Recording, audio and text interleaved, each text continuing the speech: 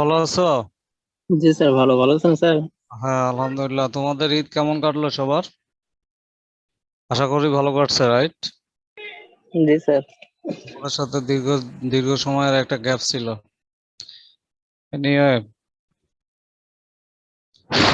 তো তোমরা, আমি জানি, অনেক চ্যালেঞ্জের মধ্যে ছিল। করোনা সিচুয়েশনে, লকডাউনে তোমরা চাইলেও হয়তো স্ট্রেসফুল কন্ডিশনে পড়াশোনা খুব বেশি করা সম্ভব হয় না। তারপরও যেহেতু একটা দীর্ঘ সময় ধরে চলছে, তোমরা অলরেডি এর সাথে অ্যাডাপ্টেড নাকি? জি স্যার। অনেকে না? এ নিয়ে তোমাদের সাথে তো কোনো ইন্টারন্যাশনাল স্টুডেন্ট নাই বলছিলা। না স্যার। আচ্ছা। আর হচ্ছে, তোমরা বলছিলা কার্বোহাইড্রেট মেটাবলিজম তোমাদেরকে স্যার পড়াইছেন, লিপিড মেটাবলিজমও পড়াইছেন, প্রোটিন পড়াইছেন, রাইট? স্যার রিপিট পড়ায় নাই। তখন আচ্ছা, প্রোটিন মেটাবলিজম তো আর প্রোটিন মেটাবলিজম সম্পূর্ণটা শেষ হয় নাই। আর প্রোটিন অনেক কিছু বাকি মেটাবলিজম আছে। স্যার মাত্র কিছু অংশ হয়েছে স্যার প্রথম দিকে। হ্যাঁ, তো তখন তোমরা বললা ক্লাস করতে চাও না তোমরা। আমি স্যারের সাথে কথা বলছিলাম, বললো জোর করো না, এরপরে রিভিউ ক্লাসের সুযোগ আছে। কিন্তু রিভিউ ক্লাস তো মনে হয় 1 সপ্তাহ, রাইট? 1 সপ্তাহে তোমাদের সাথে আমার ক্লাস আছে অনলি 3টা। এখন আমি তোমাদেরকে ওভারঅল ধারণা দিব, আর দুই একটা জিনিস তোমরা কি, ওই যে তোমাদেরকে আমি হচ্ছে ইন্টারমিডিয়ারি মেটাবলিজমের কথা বলছিলাম, রাইট? আর ইন দা মিন টাইম আমি লিপিড মেটাবলিজমের কিছু তাহলে তোমাদেরকে বলে দিই। হুম। নাহলে শেষ করতে পারবো না। আর একটা দুইটা ক্লাস, আর তো আমার ক্লাস নেওয়ার সুযোগ আছে, যেহেতু আজকের পরে আরো দুইটা নাকি। জি স্যার। আমি তোমাদেরকে লিপিড মেটাবলিজম কিছু পড়ায় শেষ করে দিন না, তোমাদের যাতে কোনো সমস্যা না হয়। তার আগে আমি তোমাদেরকে লাস্ট ক্লাসে যেটা পড়াইছিলাম সেটা ছিল কি জানো? Nucleic acid metabolism. তোমরা নিউক্লিক অ্যাসিড মেটাবলিজমের উপর তোমাদের কোনো কোশ্চেন আছে? বা আমি মনে হয় ওইটাই আগে একটু তোমাদেরকে রিভিউ করলে তারপরে অন্যটা শুরু করি না, সেটা ভালো হয়। তো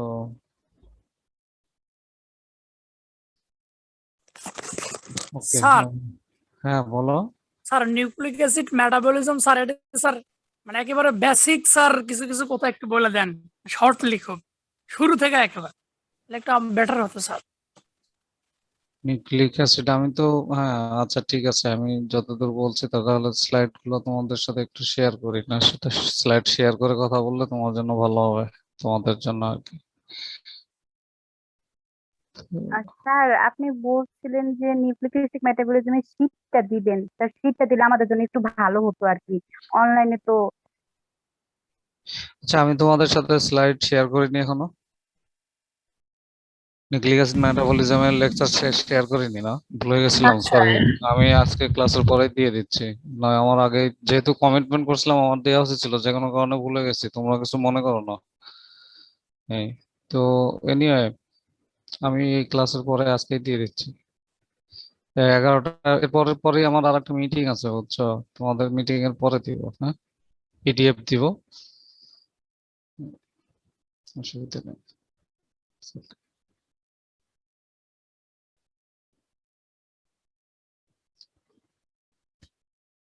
যাই হোক, তোমাদের এমনিতে সবকিছু ভালোই চলছে তোমাদের। তোমরা তো কেউ ক্যাম্পাসে নাই, সবাই তো নিজ নিজ বাড়িতে, রাইট? জি স্যার। তোমাদের জন্য এতদিন হলে থাকছো, পড়াশোনার পরিবেশটা একরকম ছিল, বাড়িতে গিয়ে অন্যরকম হয়ে গেছে। হয়তো আগের মতো এরকম ফ্রি ইয়াটা, মানে এনভায়রনমেন্টটা নাই। কেউ কেউ আবার বাড়ি পছন্দ করে, তাদের জন্য ভালো, কিন্তু সবাই পারবে না। তো এরকম সিচুয়েশন আমাদের জীবনে অনেক হবে না? এইসব সিচুয়েশনের সাথে অ্যাডজাস্ট করাটাই আমাদের কাজ এখন। স্যার আমাদের এক্সাম কি অনলাইনে হবে?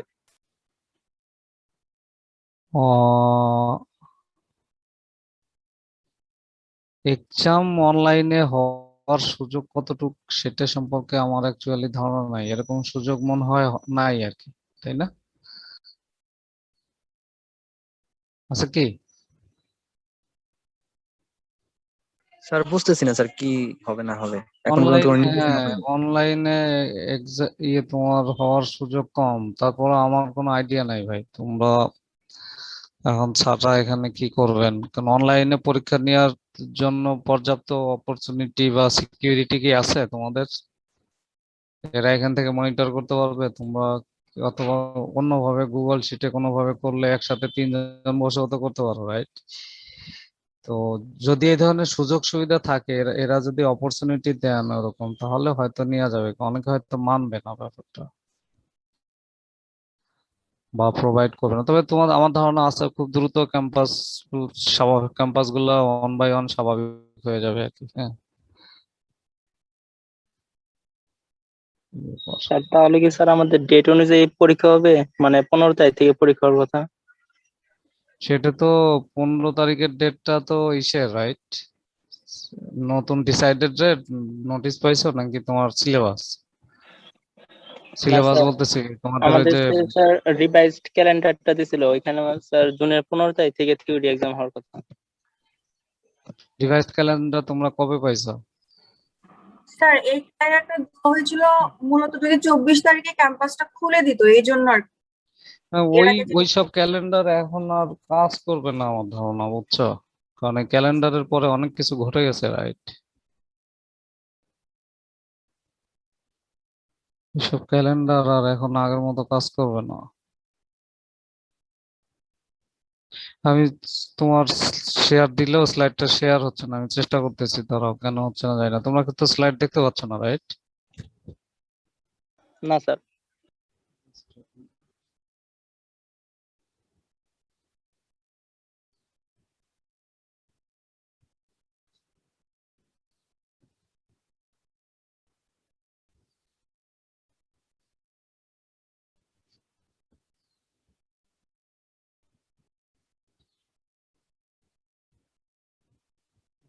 দেখতে পাচ্ছ?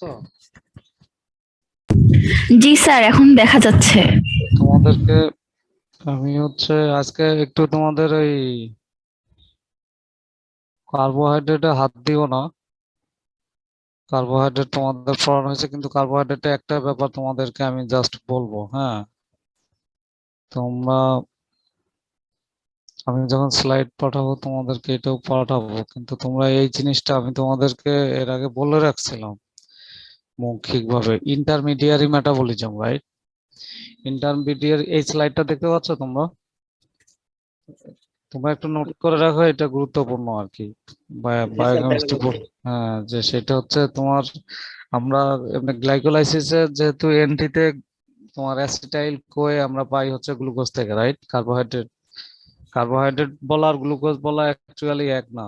কারণ গ্লুকোজ বলার আগে অনেকগুলো ধাপ আছে। আমরা যখন খাওয়া শুরু করি তখন বেসিক্যালি কার্বোহাইড্রেট তো long long chain, right? Star, sucrose, glucose, monosaccharide, disaccharide, এরা মানে তোমার যখন আমরা হোল ফুড গ্রেইন গুলা খাই তখন আস্তে আস্তে চিবাইয়া খাই বা ভেঙে ভেঙে খাই, তারপরে তোমার সেগুলা কি হয়, আবার স্যালিভারি অ্যামাইলেজ, রাইট, দিয়ে শুরু হয়, যেখানে গাল আমাদের থেকে, মুখ থেকেই।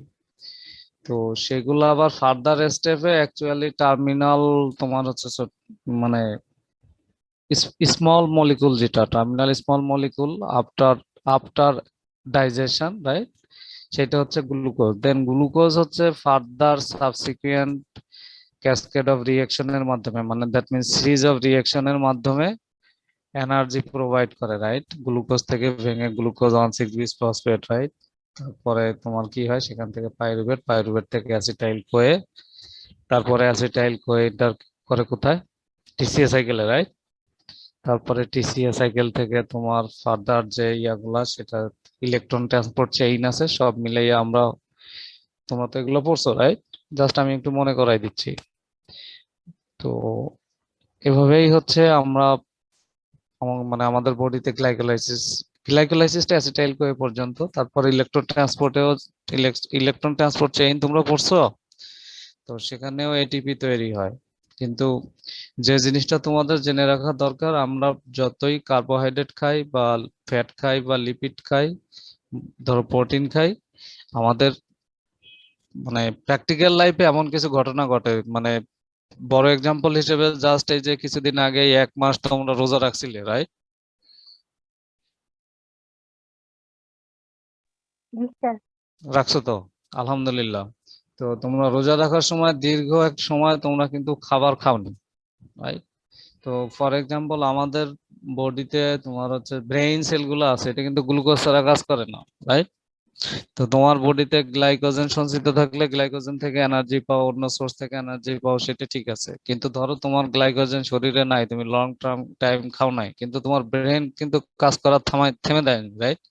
তোমার ব্রেন কিন্তু কাজ করা ছেড়ে দেয়নি, থেমেও যায়নি, সে ঠিকই কাজ করছে। তো সেই ক্ষেত্রে তো এটা তো একটা স্ট্রেসফুল কন্ডিশন, রাইট? তোমার বডি নর্মাল যে কন্ডিশনে থাকে না, সেই কন্ডিশন থেকে অন্য যে কোনো কন্ডিশন দিলে সেটাকে কি বলা হয়? Stressful condition.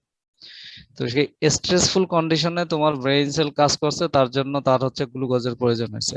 আবার এট দা সেম টাইম এমন সময় কিছু সিগন্যালিং মলিকুল আছে না আমাদের বডিতে বা সেলে, তখন সেল সারফেস মলিকুলের ক্ষেত্রে যেমন রিসেপ্টর মলিকুলস আছে, তারপর আমাদের ব্লাডে অনেক রকমের ক্যারিয়ার ট্রান্সপোর্টার আছে, রাইট? ক্যারিয়ার বা ট্রান্সপোর্টার সম্পর্কে তো ধারণা আছে নাকি? বলছি না আমি, ধারণা আছে? জি স্যার। তো এই মলিকুল গুলা তৈরি হওয়ার জন্য তোমার বডিতে অ্যামাইনো অ্যাসিড লাগে। আবার এট দা সেম টাইম তোমাদের শরীরে হরমোন তৈরি হয়েছে, রাইট? মানে রিপ্রোডাক্টিভ হরমোন যেগুলা, সেগুলা। তো সেগুলার জন্য তোমাদের আবার হচ্ছে ফ্যাট বা কোলেস্টেরলের দরকার হয়, রাইট? তো তুমি তো আসলে লং টাইম কিছু খাওনি, বা যদি তুমি ইভেন অনেক সিচুয়েশনে তুমি খাচ্ছ না বা প্রোটিন নিচ্ছ না, শুধু কার্বোহাইড্রেট খাচ্ছ বা কার্বোহাইড্রেট খাচ্ছ বা ফ্যাট খাচ্ছ না, বা প্রোটিন প্রয়োজন কিন্তু প্রোটিন খাচ্ছ না, কিন্তু হয়তো ওই মুহূর্তে খাও না। আমরা কিন্তু আমাদের ব্যালেন্স ডায়েট হইলে ঠিক আছে, কিন্তু ম্যাক্সিমাম সময় এরকম হয়ে ওঠে না স্ট্রেসফুল কন্ডিশনে, কিন্তু তখন আমাদের বডি কাজ করা মানে থামাইয়া রাখে না, আমাদের সেলুলার প্রসেস গুলো অটোমেটিক বডিতে চলতে থাকে। তো সেই কন্ডিশনে এর যে মানে আমাদের বায়োলজিক্যাল রিয়াকশনের জন্য যে ইন্টারমিডিয়ারি মেটাবলিজমের প্রয়োজন হয়, মানে তোমার হচ্ছে ব্যালেন্স করার জন্য অল্টারনেটিভ পাথওয়ে বলা হয় এটাকে, অল্টারনেটিভ মেটাবলিক পাথওয়ে, রাইট? অথবা অল্টারনেটিভ মেটাবলিক ইন্টারমিডিয়েট তৈরি হয় যেগুলা, তার মধ্যে একটা আছে অ্যাসিটাইল কোয়ে। অ্যাসিটাইল কোয়ে তোমার যখন যদি প্রোটিনের শর্ট থাকে তখন সে প্রোটিন বানাবে, যদি ফ্যাটের শর্ট থাকে তখন সে ফ্যাট বানাবে, রাইট? তো এইটাকে বলা হয় হচ্ছে অল্টারনেটিভ মেটাবলিক পাথওয়ে। তো এই অল্টারনেটিভ মেটাবলিক বা আমি নর্মালি ইন্টারমিডিয়ারি মেটাবলিক পাথওয়ে বলি আর কি। তো ধরো অ্যাসিটাইল কোয়ে থেকে যখন প্রোটিনের বা অ্যামাইনো অ্যাসিড প্রয়োজন হলো শরীরের জন্য, তখন সেটা অ্যামাইনো অ্যাসিড তৈরি করবে। যেহেতু অ্যাসিটাইল কোয়ের সোর্স হচ্ছে গ্লুকোজ, তোমরা এই ফিগার থেকে দেখতে পারো, এই কারণে মানে এই অ্যামাইনো অ্যাসিড তৈরি হলে তাকে বলা হচ্ছে গ্লুকোজেনিক অ্যামাইনো অ্যাসিড। তো যদি এরকম হয়, হোয়াট ইজ গ্লুকোজেনিক কোশ্চেন হতে পারে, right? What is glucogenic amino acid, then হতে পারে why intermediary metabolism is important to overcome metabolic stress. কারণ মেটাবলিক নর্মাল কন্ডিশনে থাকে না, রাইট? আর what is intermediary metabolism or alternative metabolism, why this pathway is important, right? বুঝতে পারছো?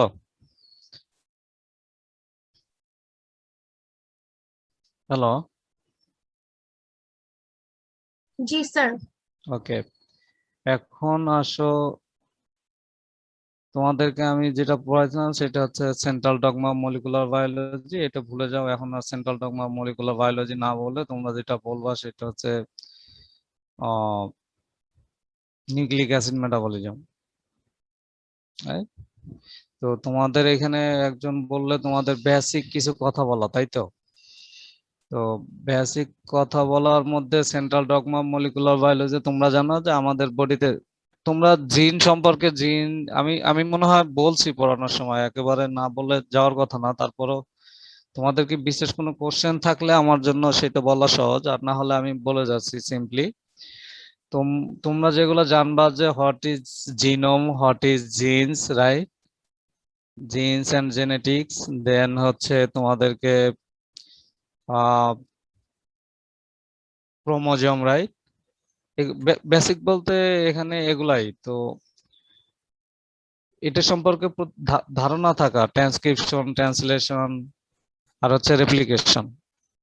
তো আমাদের বডিতে যখনই কোনো অ্যাডভার্স হোক আর নর্মাল প্রসেস হোক, দুইটা প্রসেসে যে কোনো ধরনের এক্সটার্নাল স্টিমুলি যখনই আসবে তখন হচ্ছে নর্মালি কি হবে, তোমার সিগন্যালটা যাবে সেলে, সিগন্যাল যাবে এবং আমাদের যে তোমাদেরকে ক্রোমাটিন স্ট্রাকচার দেখাইছিলাম, রাইট? সেলে কিভাবে জিনগুলা মানে সাজানো থাকে, তোমার ক্রোমোজোম গুলা থাকে, ক্রোমাটিন কমপ্লেক্স তৈরি করে থাকে। তোমরা এই ফিগারটা তোমাদেরকে পড়াইছিলাম, মনে আছে?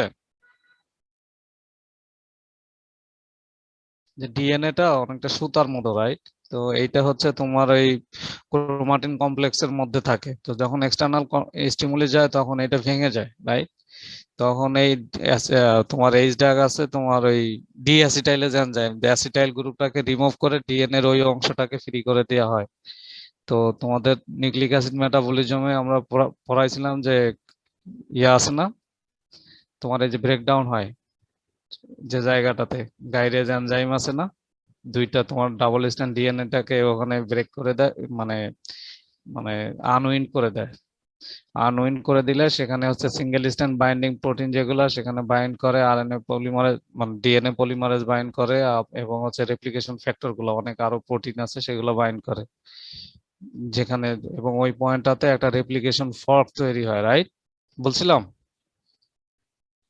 তারপরে একটা নির্দিষ্ট স্পেসিফিক টার্গেট রিজিয়নে যে কোন স্ট্রেসফুল কন্ডিশনে বা কোন নর্মাল কন্ডিশনে সেলুলার প্রসেসে কোন মলিকুলটা প্রয়োজন, সেই প্রোটিনটার জন্য, ধরো একটা এনজাইম, সেই এনজাইমটার জন্য একটা নির্দিষ্ট জিন আছে। জিনটা কোথায় থাকে? আমাদের ডিএনএ তে, ক্রোমোজোমে, রাইট? তো সেই স্পেসিফিক রেজিয়নে ওই জিনের আগে একটা প্রমোটার রেজিয়ন থাকে। প্রমোটার রেজিয়ন হচ্ছে যেখানে শুরু হবে ট্রান্সক্রিপশন বা ট্রান্সলেশন, তোমার বা সরি অরিজিন বলবে ট্রান্সলেশনের ক্ষেত্রে, রেপ্লিকেশন। তো রেপ্লিকেশন অরিজিন আছে, সেই অরিজিনে তোমার এই রেপ্লিকেশন ফ্যাক্টর অ্যালং উইথ আর ডিএনএ পলিমারেজ হচ্ছে বাইন্ড করবে, বাইন্ড করে তারপরে ওই ডিএনএটাকে কপি করবে, রাইট? ডিএনএ তৈরি করবে। এই প্রসেসটাকে বলা হয় রেপ্লিকেশন। তো তারপরে রেপ্লিকেশন থেকে হচ্ছে তোমার একটা ডিএনএ থাকলো, ডিএনএ থেকে আবার হচ্ছে ধরো আমাদের যখন মানে যে অংশটা কপি হবে ওইটা জাস্ট রেপ্লিকেশন প্রসেস, কিন্তু আমাদের যখন প্রোটিন তৈরি হবে সেটা কিন্তু রেপ্লিকেশন না। রেপ্লিকেশনটা হচ্ছে তোমার সেলুলার নর্মাল প্রসেসে সেল যখন মাল্টিপ্লাই করে, রাইট? মাইটোসিস পড়ছো না তোমরা? মাইটোসিস মিয়োসিস, সেল ডিভিশন হবে এবং সেলের প্রোপাগেশন হবে, সেই নাম্বার অফ সেল ইনক্রিজ করবে, যেটাকে সেলুলার প্রলিফারেশন বলা হয়। তো সেই ক্ষেত্রে ডিএনএ সিনথেসিস হতে হয় না নতুন সেলের জন্য? তো তোমরা কিন্তু এগুলো পড়ছো, রাইট? ইভেন এইচএসসি তে পড়ছো মাইটোসিস মিয়োসিসে তখন যে ডিএনএও একই সাথে কপি হয়, ওই প্রসেসটা হচ্ছে ডিএনএ রেপ্লিকেশন। বাট যখন প্রোটিন সিনথেসিস হবে, প্রোটিনের জন্য যে প্রোটিনের তৈরি হওয়ার জন্য যে কোডিং এর প্রয়োজন, রাইট, ইনফরমেশন গুলো প্রয়োজন, যে কোন প্রোটিনের জন্য কোন কোন অ্যামাইনো অ্যাসিড গুলা তৈরি হবে, সেগুলো যেহেতু ওই ডিএনএ তে থাকে, তো রেপ্লিকেশনের যে ইনিশিয়েশন প্রসেসটা অলমোস্ট সেম, একইভাবে। তো রেপ্লিকেশন যেভাবে হবে, রেপ্লিকেশনটা হচ্ছে তোমার এভরি পয়েন্টে, রাইট? এরকম আমাদের তো কতগুলো জিন আছে তোমাদের মনে আছে? আমাদের শরীরে টোটাল কতগুলো জিন আছে? আমি বলেছিলাম যে যদি তোমরা ওল্ড ডেটা খুঁজো তাহলে তোমরা হয়তো অনেকে পাবা যে 40,000 বা তার চেয়ে বেশি, কিন্তু রিসেন্টলি যেটা বলা হয়তো 26,000 পাবা, কিন্তু অলমোস্ট 20,000-এর মতো, রাইট? অ্যারাউন্ড 20,000 জিন আছে, কারণ অনেক জিনকে আমরা জিন বললেও তার নাম জানি না বা ক্যারেক্টারাইজ করা হয় নাই। তো হ্যালো,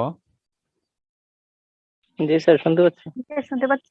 আচ্ছা, তো অনেক জিনের ক্যারেক্টারাইজ করা হয় নাই বা আমরা জানি না, এই জন্য 20,000 জিন আমার যেগুলো অলমোস্ট ক্যারেক্টারাইজড সেইগুলো হচ্ছে আমাদের বডিতে আছে। তো ওই যখন ডিঅ্যাসিটাইলেশন হবে, যেখানে তোমার হচ্ছে ওই পলিমারেজ বাইন্ড করবে, ডিএনএ পলিমারেজ বা ট্রান্সক্রিপশনের জন্য আরএনএ পলিমারেজ, ওই প্রত্যেকটা জিনের, রাইট, টার্গেট পজিশন মানে ওই 20 মানে এট দ্য সেম টাইম তোমার হচ্ছে whole throughout the whole genome, তার মানে যদি 20,000 হয় বা তার চেয়ে বেশি হয়, টোটাল জায়গাগুলোতেই তোমার অরিজিন মানে রেপ্লিকেশন অরিজিনে গিয়েই তোমার হচ্ছে ডিএনএ পলিমারেজ বাইন্ড করবে, তারপরে রেপ্লিকেশন যে ফ্যাক্টর গুলো আছে সেগুলো বাইন্ড করবে, ট্রান্সক্রিপশন ফ্যাক্টর গুলো বাইন্ড করবে। ট্রান্সক্রিপশনের ক্ষেত্রে আর কি ট্রান্সক্রিপশন হিসেব করবো, আর রেপ্লিকেশনের ক্ষেত্রে রেপ্লিকেশন, তখন হোল জিনোমে রেপ্লিকেশন হবে, যেটা যে কারণে তোমরা যখন সেল ডিভিশন হয় তখন পার্শিয়াল ডিএনএ কিন্তু ট্রান্সফার হয় না, রাইট? হোল জিনোম ট্রান্সফার হয়। হোল জিনোম বলতে তোমার ওই যে 22 জোড়া বা 23 জোড়া ক্রোমোজোম, রাইট?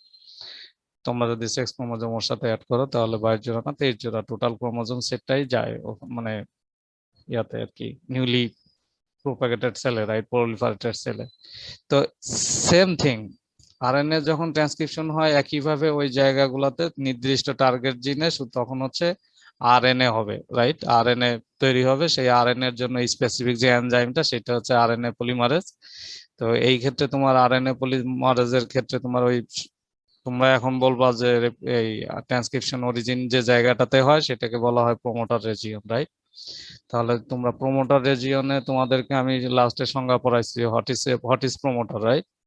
বা প্রমোটার রেজিয়ন কি, এই ধরনের সংজ্ঞা তোমরা পড়বা যে প্রমোটার রেজিয়নটা হচ্ছে তোমার ট্রান্সক্রিপশন রেগুলেটরি সাইট, যেখানে ট্রান্সক্রিপশন ফ্যাক্টর গুলো এবং আরএনএ পলিমারেজ বাইন্ড করে এবং কোনো একটা জিনের, রাইট, দ্যাট আপ রেগুলেট আর down regulate the transcription of a particular gene, right? তখন একটা নির্দিষ্ট জিনের ট্রান্সক্রিপশন বাড়াবে বা কমাবে সেটা রেগুলেট করবে, এবং এটা হচ্ছে ওই ট্রান্সক্রিপশনের মানে ইনিশিয়েশন করে, একটা ইনিশিয়েশন সাইট, এবং যেখানে আরএনএ পলিমারেজ বাইন্ড করে বা ট্রান্সক্রিপশন ফ্যাক্টর বাইন্ড করে। তোমরা সুন্দর করে পড়ে নিও, রাইট? আমি আমি আমার মতো করে বললাম, তোমরা তোমাদের মতো করে, যদি আমার সাথে নাও ম্যাচ করে এক্স্যাক্টলি, কিন্তু তোমাদের, আমি হয়তো আমার মতো করে বললাম, কিন্তু তোমরা যদি অন্য কোনো সোর্স তোমাদের মতো করেও লিখো, মিনিং ঠিক থাকলে তোমরা ফুল মার্কস পাবে, সো ডোন্ট ওয়ারি। তো যেহেতু এই এই মানে ট্রান্সক্রিপশন কেন হয়, বা এই তোমার এই এমআরএন ডিএনএ থেকে আরএনএ কেন হয়, প্রোটিন কিভাবে সিনথেসিস হয়, সেটা হচ্ছে ডিএনএ তে যে জেনেটিক কোড গুলো আছে, তো জেনেটিক কোড গুলোর জন্য কোন অ্যামাইনো অ্যাসিড, মানে কোন অ্যামাইনো অ্যাসিডের পরে নেক্সট কোন অ্যামাইনো অ্যাসিড আসবে, রাইট? ট্রান্সক্রিপশন শুরু হয় সাধারণত, তোমরা তো জানো, রাইট, মিথিওনিন দ্বারা, রাইট? ইনিশিয়েশন কোডন সম্পর্কে তোমরা জানো, তারপরে তোমরা হচ্ছে যে স্টপ কোডন সম্পর্কে জানো, ওপেন রিডিং ফ্রেম জানা আছে, ওপেন রিডিং ফ্রেমও জানার কথা। সেই ক্ষেত্রে তোমরা জেনেটিক কোড এইচএসসি তে আছে না, পড়েছো মনে হয়। তো ওপেন রিডিং ফ্রেম কি জানো? না স্যার।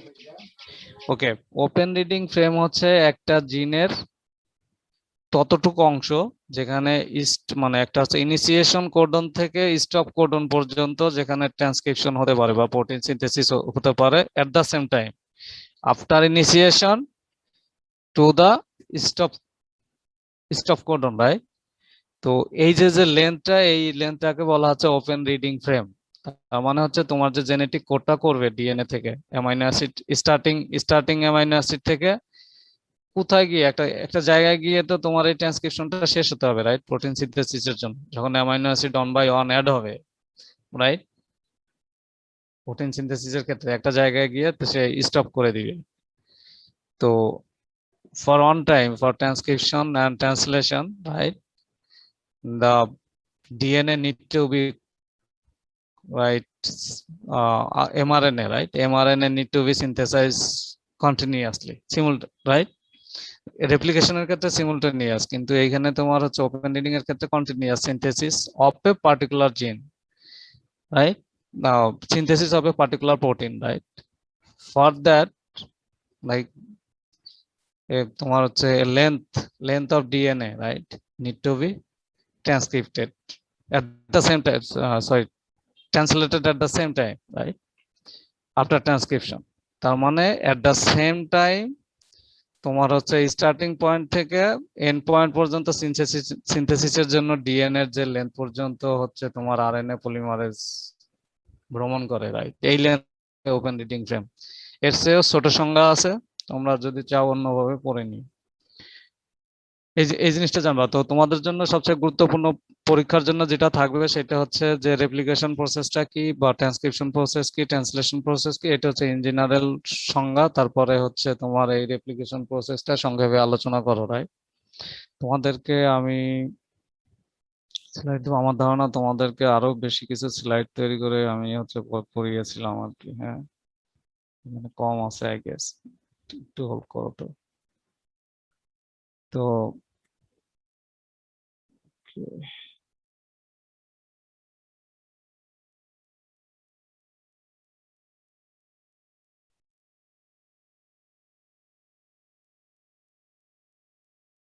No no. যাই হোক, তোমরা কি বেসিক সম্পর্কে যতটুকু বলছি এটা এটা ঠিক কি বুঝতে পারতেছো? আর স্যার তোমাদের, হ্যাঁ বলো। স্যার এবার তো আমাদের অনলাইনে এক্সাম হবে, মানে কোশ্চেন টাইপটা একটু বলে দিলে ভালো হতো যে কিভাবে কোশ্চেন। হ্যাঁ, আমি অ্যাকচুয়ালি তোমাদেরকে সেটাই বলতে চাচ্ছিলাম। তারপর ওই যে বেসিক গুলা জানার জন্য এটা গুরুত্বপূর্ণ ছিল তোমাদের আর কি। তো ওকে, আমি তোমাদের আগের স্লাইডটা স্টপ করে তোমাকে নতুন একটা স্লাইড শেয়ার করতেছি, তোমরা একটু দেখো।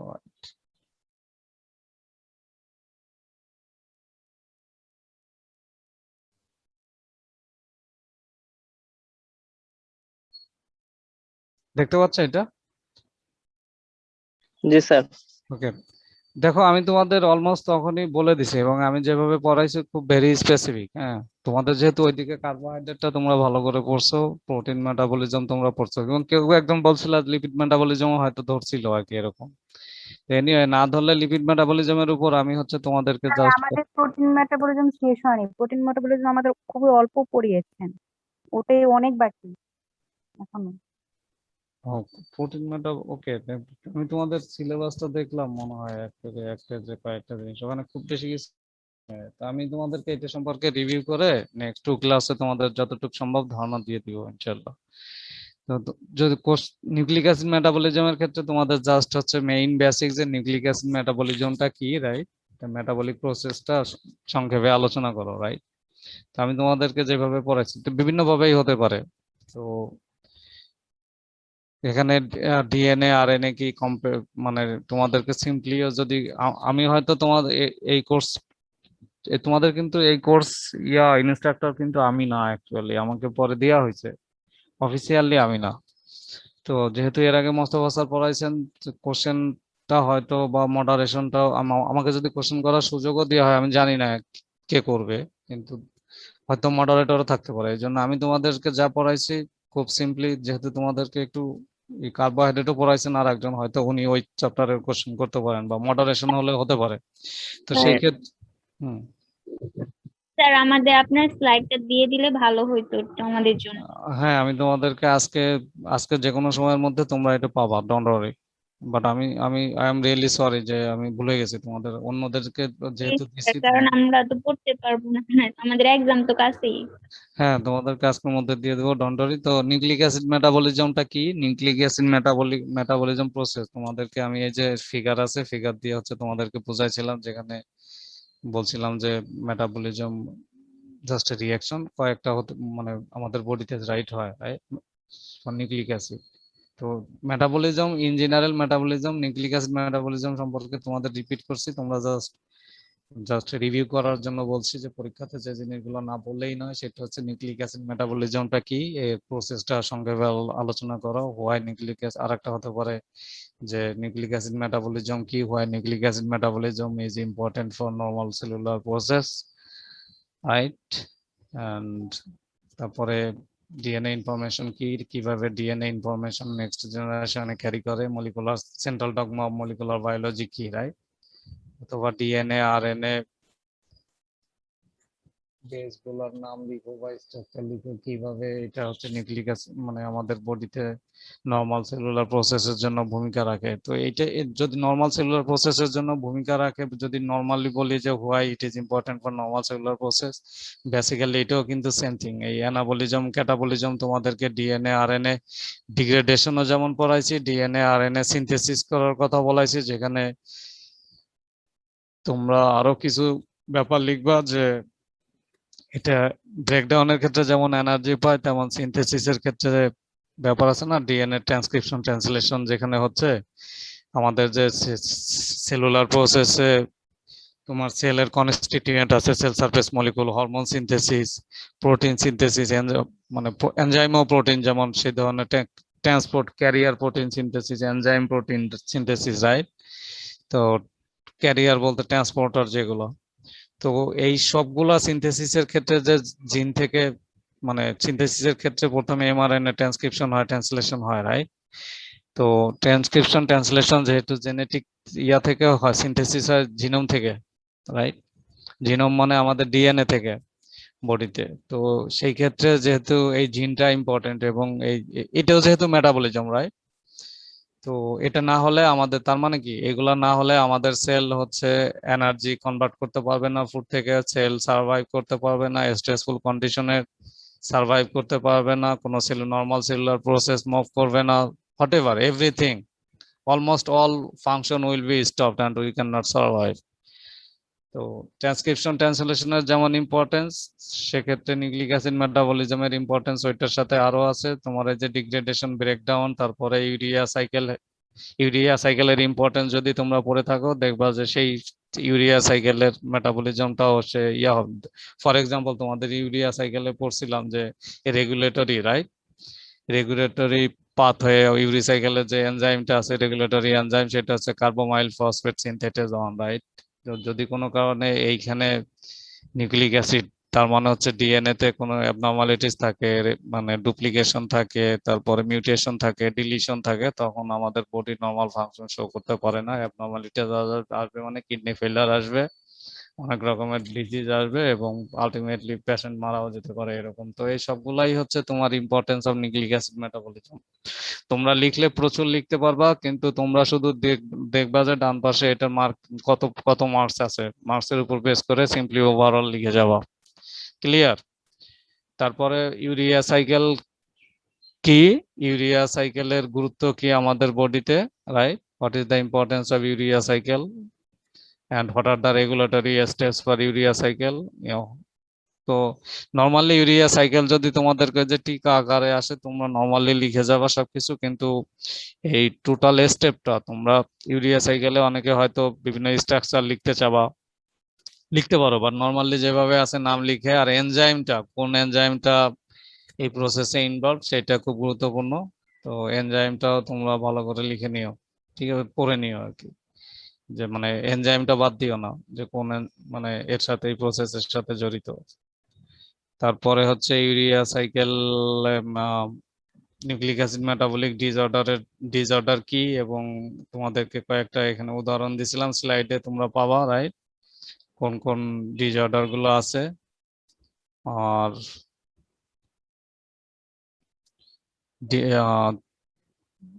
Replication process, transcription process, translation প্রসেসটা তোমরা পড়ে নিবা, এবং এই প্রসেসের যে একদম ডিটেইলস, রাইট? ইনিশিয়েশন থেকে তোমার শুরু করে, রাইট? ইনিশিয়েশন, ইলংগেশন, তারপরে হচ্ছে টার্মিনেশন এবং আফটার প্রসেসিং এই কয়টা ব্যাপার, রাইট? তো তোমাদের এখানে ছোট ছোট অনেক কোশ্চেন হতে পারে, তোমরা যদি ডিটেইলস পড়ো তাহলে তোমাদের ছোট কোশ্চেন গুলোর কোনো সমস্যা নাই। What is replication fork, right? What is Okazaki fragment, right? What are the factors involved in the DNA replication? তোমরা লিস্ট করতে পারো। What are the enzyme involved in the replication transcription process, right? তো এরপরে translation process তোমরা এগুলা একইভাবে question করবো, right? একজন ইন্ট্রন কি, ছোট ছোট কোশ্চেন কিন্তু আমি করবো যেগুলো বেসিক, একজন কি, ইন্ট্রন কি, রাইট? দেন তোমার আরএনএ ইয়া, তোমার পোস্ট ট্রান্সক্রিপশনাল মডিফিকেশন প্রসেসটা আমি ট্রান্সক্রিপশন হোল প্রসেস না লিখে বলতে পারি তোমাদের যে পোস্ট ট্রান্সক্রিপশন মডিফিকেশনটা বলো, পোস্ট ট্রান্সলেশনাল মডিফিকেশন আছে, রাইট? দেন স্যার এটা জানি কোনটা হবে পোস্ট ট্রান্সক্রিপশন? পোস্ট ট্রান্সক্রিপশনাল মডিফিকেশনে হচ্ছে তোমার ওই যে ম্যাচিউরড আরএনএ, ইম্যাচিউরড আরএনএ পড়াইছিলাম, রাইট? নরমালি তুমি এই কারেন্ট স্লাইডটাতে দেখো, যখন ট্রান্সক্রিপশন হবে তখন কিন্তু তোমার এই এক্সন ইন্ট্রন দুইটাই হবে। তো আমাদের আলটিমেট ইয়া হচ্ছে, টার্গেট হচ্ছে প্রোটিন সিনথেসিস করা, কিন্তু ইন্ট্রন হচ্ছে নন কোডিং রেজিম। তো আফটার দ্য ট্রান্সক্রিপশন ইম্যাচিউরড এমআরএনএ তৈরি হবে, যেখানে এক্সন ইন্ট্রন দুইটাই থাকবে। তো ইন্ট্রনটাকে রিমুভ করার প্রয়োজন হয়, তারপরে নতুন করে আবার শুধু একজন অন বাই অন লেগে থাকে, যেটাকে বলা হয় হচ্ছে অল্টারনেটিভ স্প্লাইসিং। তো এই স্প্লাইসিং প্রসেসটা হওয়ার পরে তোমার যখন শুধু এন্ট্রন, তোমরা ফিগার থেকে শুধু কালার দেখে বুঝতে পারতেছো, রাইট? এই ব্লু কালার এমআরএনএ, যেটা শুধুমাত্র এক্সন গুলো আসছে। তো এটাই শুধুমাত্র সিনথেসিস হবে, এবং এই প্রসেসিংটা হওয়ার পর এটাকে বলা হচ্ছে ম্যাচিউরড এমআরএনএ। তারপরে হচ্ছে এটা ট্রান্সলেশন হবে এই এমআরএনএটা।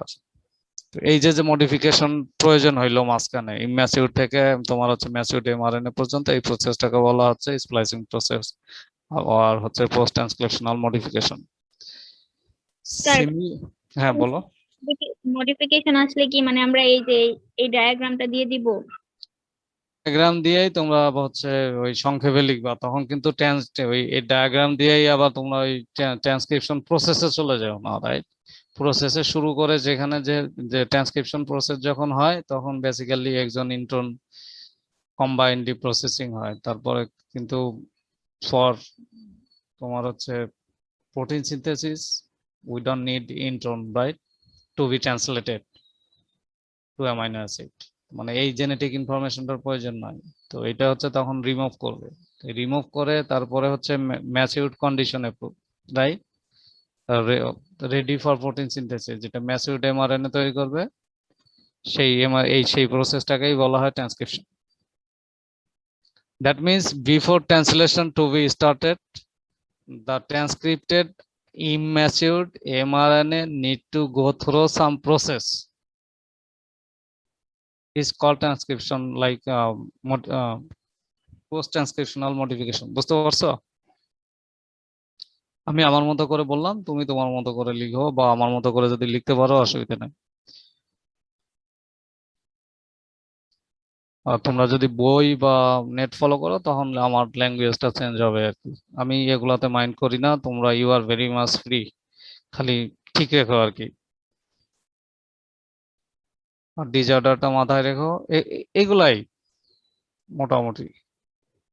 তো তোমাদের নিউক্লিক অ্যাসিড মেটাবলিজমের বেসিক যে কটা বললাম, এর চেয়ে বেশি পড়লে তোমরা এখন করোনা সিচুয়েশন, এমনি সবাই স্ট্রেসফুল কন্ডিশনে আছে, আর তোমাদের সব পরীক্ষাগুলো একসাথে চাপ পড়ে যাবে।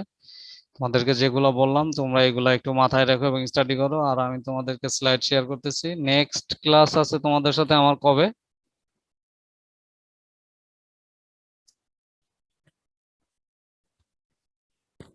স্যার কালকেই আছে। কালকে?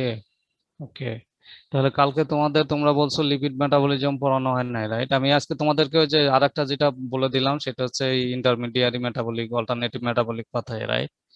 তোমরা এটা খুব গুরুত্ব সহকারে পড়বা কার্বোহাইড্রেট মেটাবলিজমের ক্ষেত্রে। আমি যদি নাও কোশ্চেন করি, বাট ওইটা আমি টিকা হিসেবে দিয়ে দিব, আমি তোমাদেরকে নাও যেহেতু পড়াই নাই তো দিয়ে দিতে পারি। তো এই ব্যাপারগুলো মাথায় রেখো। আর লিপিড মেটাবলিজম আমি তোমাদেরকে আজকে যেহেতু সময় নাই, তোমাদের ক্লাস অলমোস্ট শেষ, রাইট? নতুন কিছু শুরু করলে শেষ করতে পারবো না। তো স্যার ওটা sir carbohydrate sir alternative pathway নাকি স্যার? এটা কার্বোহাইড্রেটের জন্য, এটা হচ্ছে অল্টারনেটিভ মেটাবলিক পাথওয়ে। একটা স্লাইড দেখাইছিলাম না তোমাদেরকে, অল্টারনেটিভ মেটাবলিক পাথওয়ে। আচ্ছা, ওই স্লাইডটা আমি যখন এই স্লাইডটা শেয়ার করে দিব, ওই স্লাইডটাও এর সাথে শেয়ার করে দিব। এটা বেসিক্যালি কার্বোহাইড্রেট মেটাবলিজমের ক্ষেত্রে, কিন্তু ওইটা যে কোনো স্ট্রেসফুল কন্ডিশনে ওইটা সব মেটাবলিজম। তোমার যখন বডিতে মানে ফ্যাটি অ্যাসিড সিনথেসিস হওয়ার প্রয়োজন আছে অথচ তুমি লিপিড খাচ্ছ না, তখন কি হবে? তোমার ওই কার্বোহাইড্রেট মেটাবলিজমের যে ইন্টারমিডিয়ারি মেটাবোলাইট, রাইট, যেটা অ্যাসিটাইল কোয়ে থেকে তোমার কার্বোমাইল কোয়ে তৈরি হবে, সেখান থেকে ফ্যাটি অ্যাসিড তৈরি হবে, রাইট? তার মানে তুমি যদিও ফ্যাট খাচ্ছ না, কিন্তু স্ট্রেসফুল কন্ডিশনে আর ইন নিড বডি সেটা সিনথেসিস করতে পারে। তো এই জিনিসগুলো তোমাকে তো জানতে হবে, রাইট, যেহেতু মেটাবলিজম পড়তেছো। তো এই জন্য তোমরা অলরেডি জেনে ফেলছো, আমি তো বলছি, এর আগেও বলছি, এখনো বলছি। তোমাদের ওই স্লাইডটা আমি শেয়ার করে দিব, ওই স্লাইডের সাথে, ডোন্ট ওয়ারি। তো ঠিক আছে, তোমরা সবাই ভালো থাকো, হ্যাঁ, পরে কথা হবে। See you in next class. আসসালামু আলাইকুম স্যার। ওয়ালাইকুম আসসালাম। Have a good day everyone. আসসালামু আলাইকুম।